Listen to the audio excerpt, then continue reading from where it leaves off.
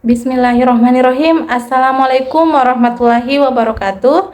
Perkenalkan, saya Marwana dengan NIM 210407500039.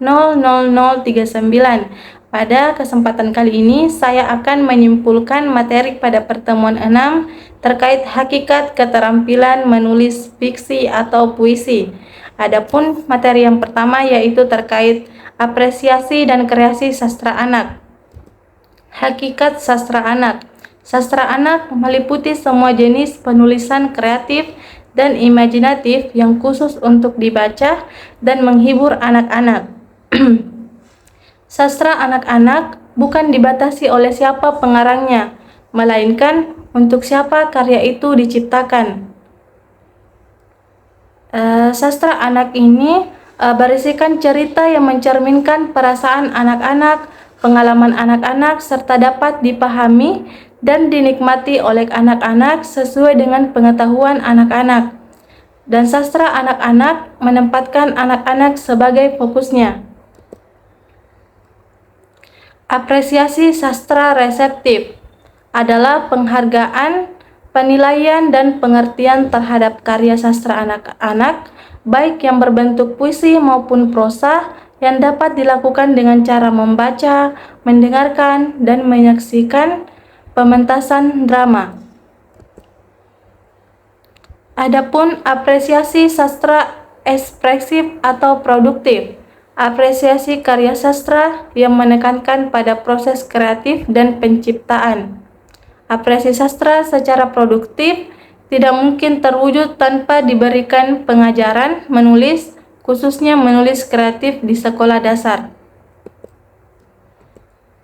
Adapun unsur intrinsik puisi meliputi ada tema, rasa, nada, amanat, diksi, imajiner, puisi pengisahan atau titik pandang, gaya bahasa, ritme atau irama, rima atau sajak. Dan adapun unsur intrinsik prosa meliputi plot atau alur cerita, penokohan, latar atau setting, tema, pesan atau amanat, sudut pandang, serta konflik. Dan ada unsur intrinsik dalam drama. Ada unsur pertunjukan. Dia meliputi 4 poin. Yang pertama, pemain, kedua pentas, ketiga sutradara, dan yang keempat penonton. Dan unsur ceritanya meliputi juga 4 poin. Yang pertama yaitu perwatakan atau karakter tokoh, yang kedua dialog, yang ketiga latar, dan yang keempat alur. Selanjutnya yaitu jenis sastra anak. Yang pertama buku bergambar, yang kedua fiksi realistik, yang ketiga fiksi sejarah, yang keempat fiksi ilmu, yang kelima cerita fantasi, yang keenam biografi, dan ketujuh puisi. Dan adapun strategi dan metode pembelajaran sastra di SD. Adapun strategi bercerita, berbicara, bercakap-cakap, mengungkapkan pengalaman, membacakan puisi, mengarang terikat dan bebas, menuliskan laporan, menuliskan narasi, deskripsi, eksposisi, dan argumentasi, dan banyak lagi lainnya. Adapun metodenya yaitu metode menyimak, metode membaca, ada membaca nyaring dan membaca dalam hati, menonton, mengarang, dan role playing dan bermain drama, serta parafrase. Selanjutnya yaitu puisi. Puisi adalah bentuk karangan yang terikat oleh rima, ritma, ataupun jumlah baris, serta ditandai oleh bahasa yang padat. Menurut zamannya, puisi dibedakan antara puisi lama dan puisi baru.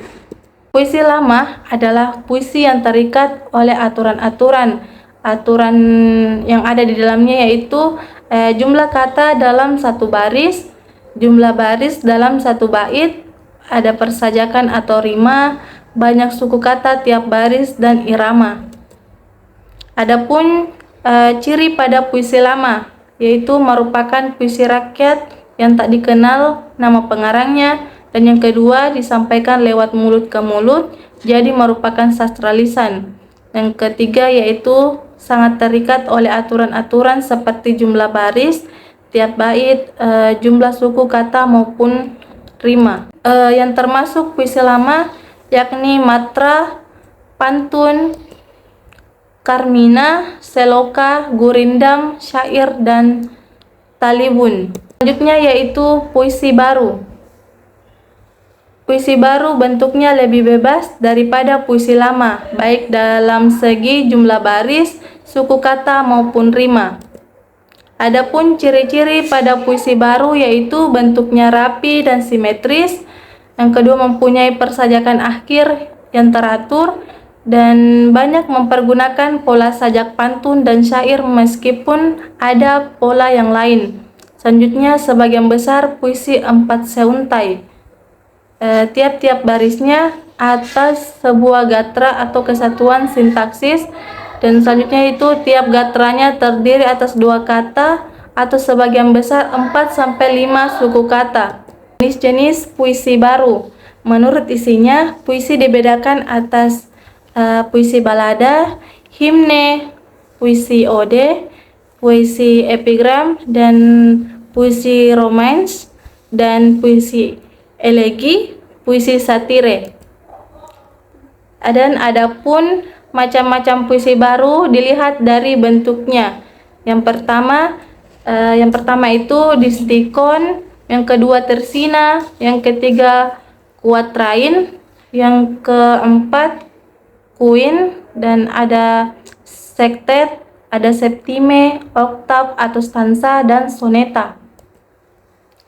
Genre sastra. Genre sastra atau karya sastra menurut genre atau jenisnya terbagi atas puisi, prosa, dan drama. Dari segi bentuknya, kita mengenal puisi terikat dan puisi bebas. Puisi terikat dapat dikatakan sebagai puisi lama, puisi yang diciptakan oleh masyarakat lama seperti pantun, syair, dan gurindam. Selanjutnya, langkah-langkah memahami puisi. Yang pertama yaitu membaca puisi secara berulang-ulang. Yang kedua, memahami arti lugas kata-kata tiap larik dan bait.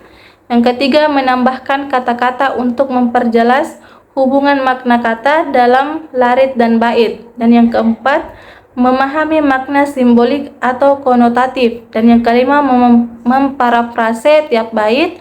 Yang keenam, merumuskan makna utuh. Dan yang ketujuh, mengungkapkan amanat puisi.